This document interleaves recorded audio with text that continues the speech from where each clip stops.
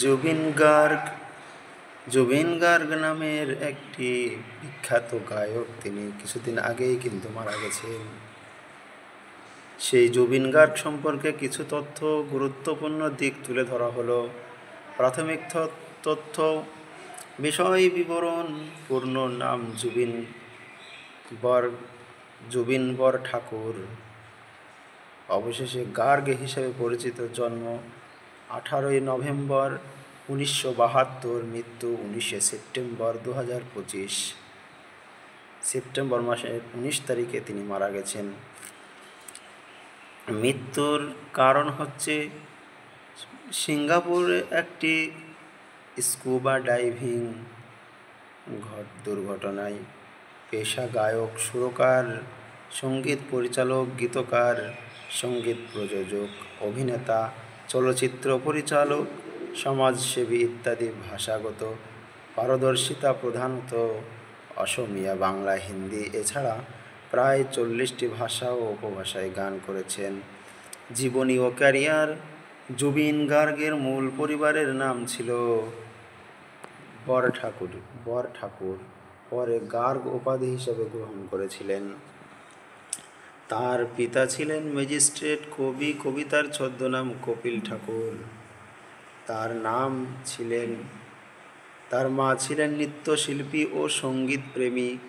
জুবিনের এক বোন ছিল, তার নাম ছিল জঙ্কি বর ঠাকুর, যিনি গায়িকা ও অভিনেত্রী ছিলেন। 2002 সালে একটি ট্র্যাজেডিতে তিনি মারা যান এবং জুবিন তার স্মৃতির উদ্দেশ্যে একটি অ্যালবাম শিশু তৈরি করেছিলেন।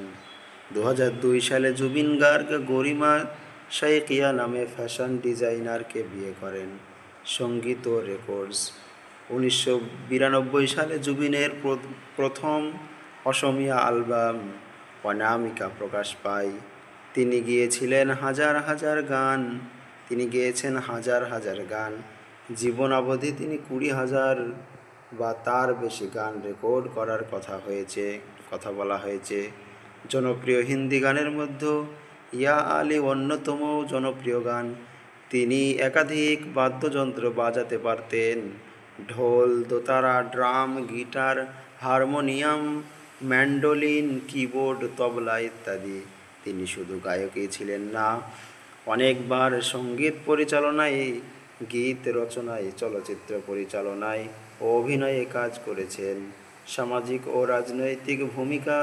জুবিন গার্গ কালাগুরু আর্টিস্ট ফাউন্ডেশন নামে একটি চ্যারিটি সংস্থা চালু করেন, যা অন্তহীন দুর্যোগে ক্ষতিগ্রস্তদের সাহায্য করতে। কোভিড-19 মহামারীর সময় তিনি গৃহে থাকা তার বাড়িটি গুয়াহাটিতে একটি কোভিড সেন্টারে রূপান্তরিত করার প্রস্তাব দিয়েছিলেন। আসামের রাজনৈতিক ও সামাজিক ইস্যুগুলিতে তিনি সক্রিয় অংশগ্রহণ করেছিলেন, যেমন দুর্নীতির বিরুদ্ধে বা ন্যায্য অধিকার প্রচারণা ইত্যাদি। মৃত্যু ও উত্তরাধিকার। 19শে সেপ্টেম্বর 2025 সালের সিঙ্গাপুরের স্কুবা ডাইভিং করার সময় মর্মান্তিক দুর্ঘটনায় তিনি মারা যান। মৃত্যুর কারণ হিসেবে ডুবে যাওয়া ড্রাউনিং উল্লেখ করা হয়েছে। তার শেষকৃত্য আইনগত মর্যাদায় অনুষ্ঠিত হবে। আসাম সরকার তার শেষকৃত্যকে স্টেট অনার্স রাষ্ট্রীয় মর্যাদা দেওয়া হয়েছে। মৃত্যুর পর তার প্রতি ভক্তদের জনসমুদ্র দেখা দিল। শেষ শ্রদ্ধা জানাতে বহু মানুষ রাস্তায় নেমেছিলেন। মৃত্যুর পর মৃত্যু সংক্রান্ত বিস্তারিত স্পষ্টতা ও ময়নাতদন্ত নিয়ে কিছু প্রশ্ন এবং বিতর্ক উঠেছে।